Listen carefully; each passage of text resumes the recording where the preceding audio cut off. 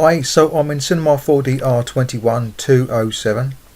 On Windows 10 64-bit with all the latest drivers and service packs installed.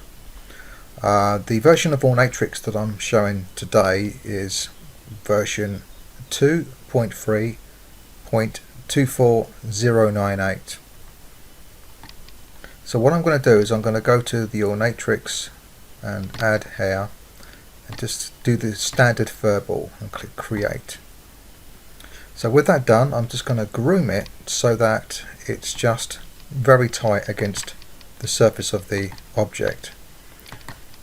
So we're just going to groom it down, and the purpose of this is so that we can see the push away from the mesh feature within the edit guides. So we're going to go down and push away from mesh, click on this,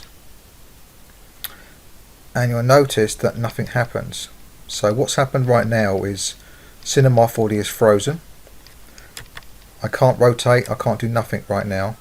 And then after a very short period of time, what will normally happen is it will give up, come up with an error on the screen, or it just freeze there for a while. It normally ends in it just shutting down. But as you can see right now, it's simply just doing nothing. So I can't rotate around the screen. You see I'm actually clicking on these. Nothing's happening, it's just completely freezing. If I go to my system resources now, you will see that Cinema 4D is taking up a huge amount of memory.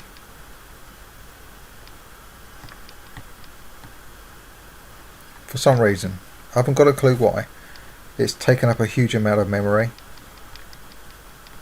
and you can see this plugin Ornatrix has crashed. More information can be found, and in this particular case it's going to produce a bug report. When I click OK, it will just crash to the desktop.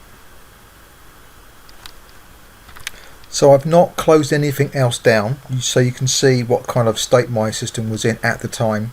You can see there's a few things open like an Explorer, but look at the memory, it's about 19%. So when I run Cinema 4D, it went up to 99% memory. So I've just reloaded Cinema 4D again, and you can see the memory usage has gone up to 34%.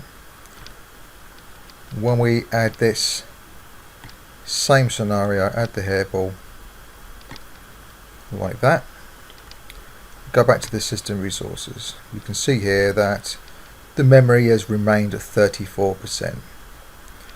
Okay, and the CPU as well is quite low. So it's at the time of the crash when we're getting this. It may be the case we don't even have to do the grooming to use the push away from mesh to get it to crash. So let's have a look. We go down.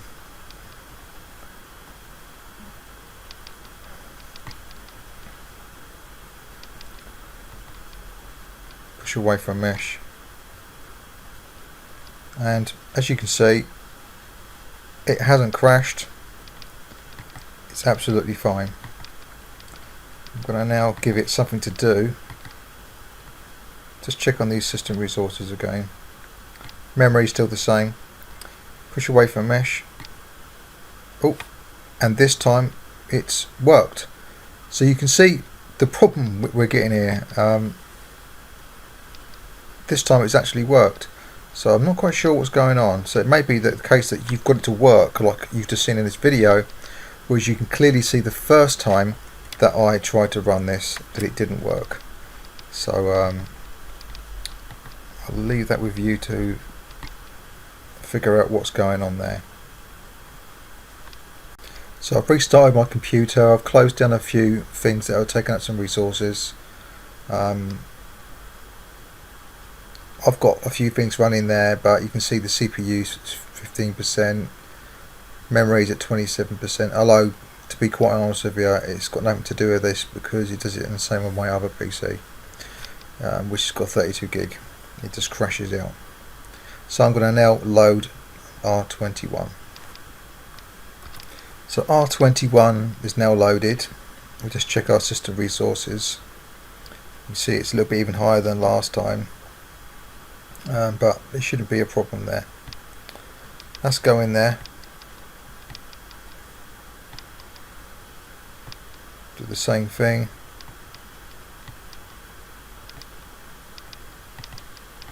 The graphic card on this system is a GTX 1070 graphic card.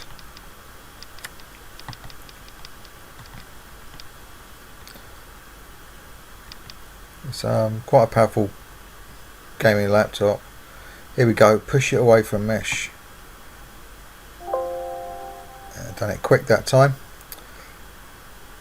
On matrix error, eSphere geometry native poly mesh query. There we go.